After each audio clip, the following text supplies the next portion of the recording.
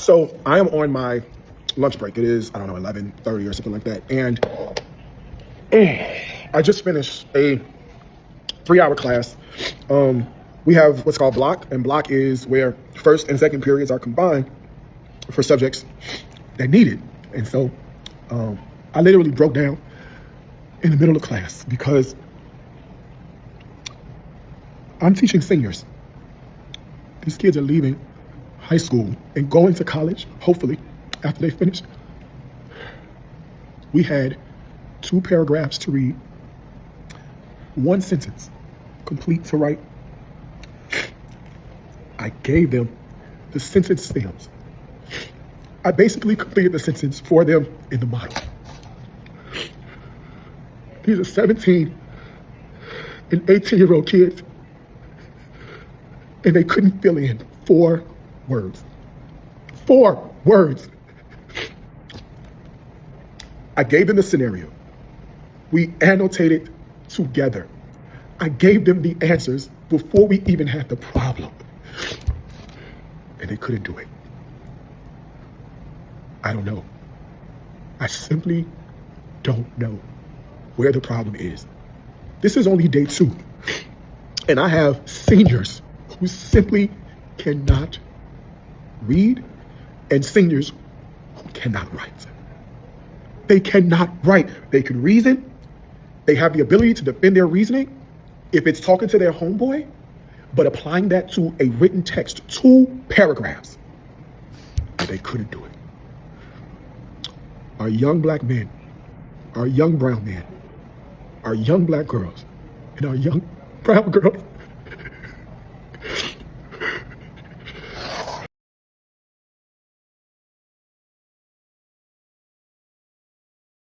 We are facing an alarming reality.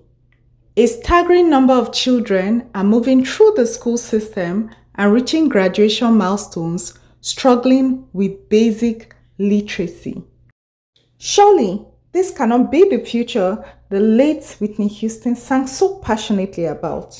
I believe the children are future. Teach them well and let them lead the way.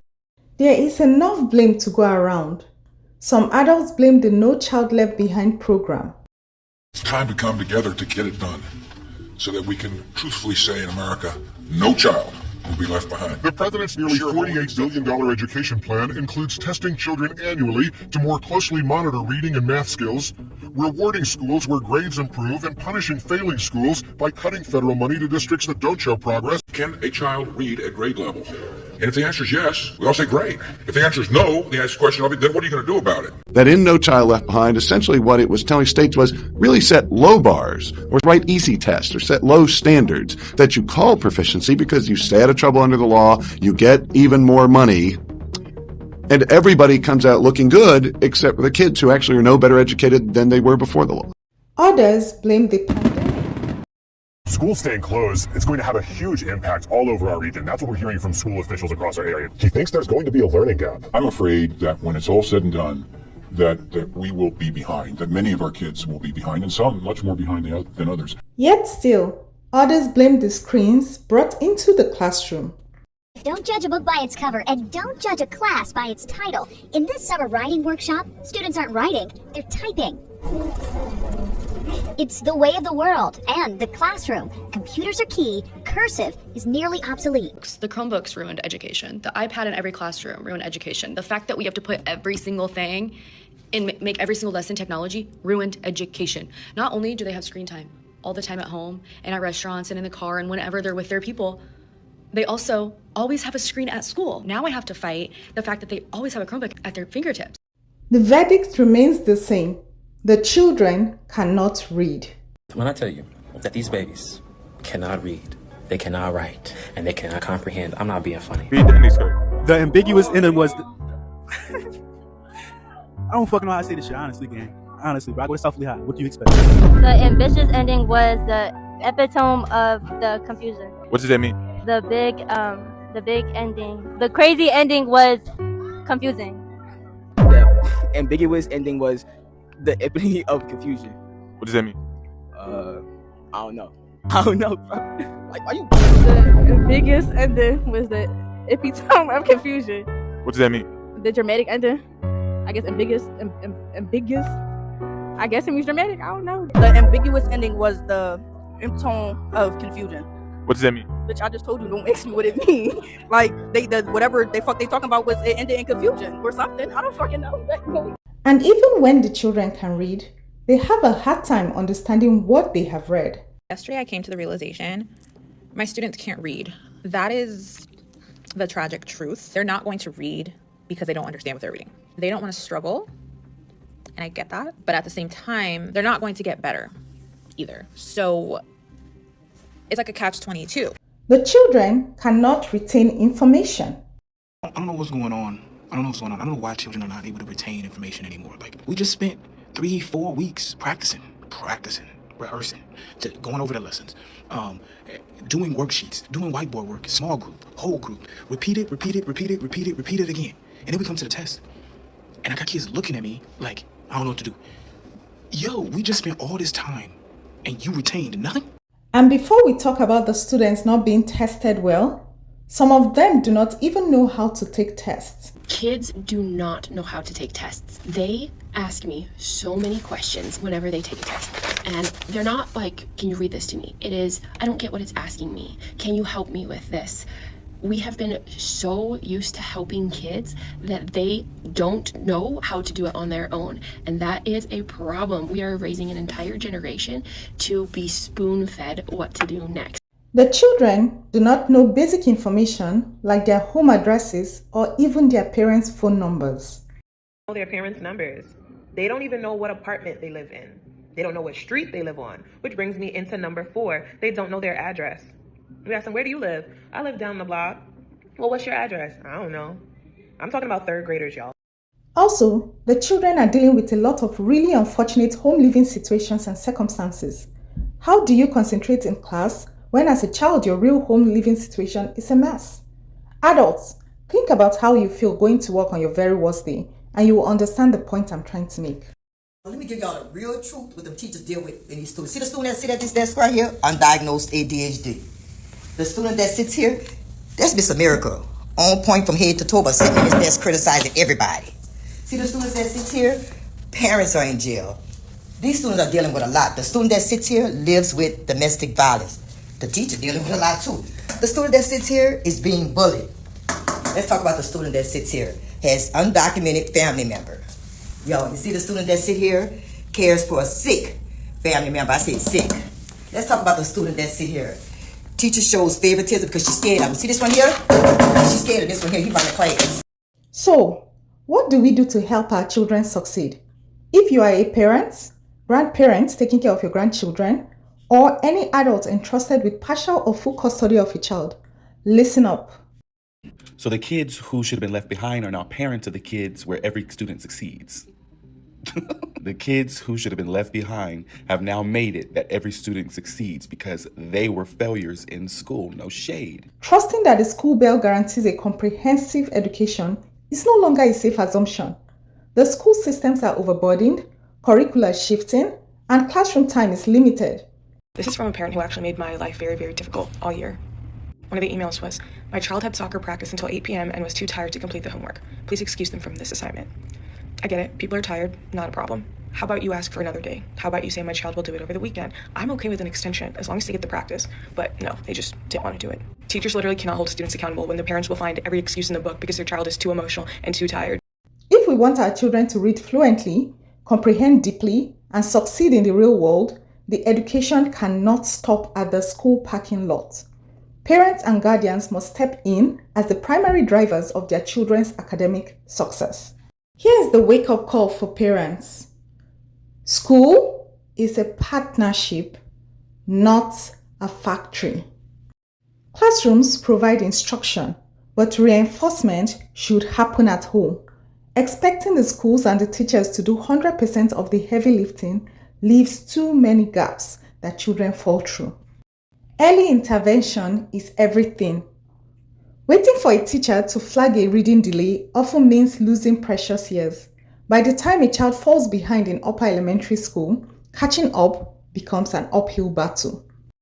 Literacy is the gateway to all learning. A child who cannot read proficiently cannot truly learn history, science, or even advanced math. Reading is the foundation on which every subject is built. Here's how to do the work at home. Number 1. Build a daily reading habit. Read aloud together daily. Even after children learn to decode words, read books that are above their independent reading level. This helps build vocabulary, listening comprehension, and a love for storytelling. Dedicated quiet reading time. Set aside 20 to 30 minutes every single day where all screens are off and everyone in the house, including adults, are reading a physically printed material. Number 2, focus on the fundamentals, phonics, and comprehension. Master the sounds, not just the pictures. Ensure your younger children understand phonics, how letters map to sounds, rather than relying on guessing words from context, clues, or pictures. Ask the right questions. Don't just ask, "Did you like the book?" Ask, "Why do you think the character made that choice? What do you think will happen next, and why?" Can you summarize what happened in this chapter in 2 sentences? Number 3, audit your child's progress regularly. Look at the actual work. Don't just rely on report card letter grades. Look at corrected spelling tests, writing assignments, and reading assessments to spot recurring errors. Talk to teachers early. If your child stumbles over basic words or avoids reading, schedule a conversation immediately. Ask direct questions. Is my child reading at grade level, and where are the specific gaps? Create a literacy-rich environment. Keep books visible and accessible. Stock your home with a mix of fiction and non-fiction books, graphic novels, and magazines that match your child's genuine interests. Normalize writing. Encourage physical writing, journaling, writing letters to relatives, or making grocery lists together. Fine motor skills and writing reinforce reading mechanics. Read this word. Read this word. I can't read cursive. Read this word. What the is that? That looks fake. What that say? Sound it out. Help. I don't know the first letter is. Read this word. What's the first letter? An S? What's the first letter? It's K. L, right? G. An R. Keeler. Sheila. To F. Read this word. F-E-E-B-R-E. F-E-E-L-R-E. F-E-E-L-R-W? That's not even a word. I think you're the problem. You need to work on your Who? writing. Read this word. Is that J? J. Read this word. I want to say Julia. Read this word. Something E-E. What's the first letter? J. F. It is F. F-E-E-B-L-E. Double E. Phoebe. Phoebe what? Phoebe. F-E-E-B-L-E. What does that spell? Phoebe. F-E-E-B-L-E. F-E-E-B. Yep. L-E. Pronounce it. I just told you the word. Feebly. Fourth letter is a B. Why did I type this down? This is a sum up. Fable. Good job. There are very real consequences should we fail to take action early. Read the index card. The dog's unwatering loyalty. I don't know that word, not even lie. A lot of big words. Emotional dependency. Sorry. What's funny? Nothing. You doing good. Okay, I guess. Everybody ain't a good reading. I damn sure not. All right. Read the index card. The animals, y'all bring closer, I can't read. President, affection, reflected in deeply engraved development, the viral resilience. Read the index card. Her image, oh my God, meticulously constructed to sustain our West Bridge. I'd wedge, am I thinking too hard? I'd West Bridge admiration. Her image meticulously constructed to obtain at West Bridge admiration. Read the index card. The diary had a promotion, primo notion of the impending Catastrophic event. That's the list of big event. The inability to read or properly comprehend things like terms of service, legal contracts, or historical context creates future citizens who are easily manipulated. Illiteracy can be a tool of control, allowing authorities and even employers to more easily exploit or arrest people who are unable to think critically for themselves. Not to mention the different ways in which AI is worsening this problem. We reached a point with AI where we can confidently say this is not a tool that is revolutionizing learning. This is a nightmare that is destroying learning. 100% of times when I see students use it, it is so they do not have to think. I'm talking about putting an essay prompt into ChatGPT, not even reading the essay prompt, copying and pasting the results into a doc and submitting it without even reading it over. Here is the bottom line. No one will ever care about your child's education as much as you do.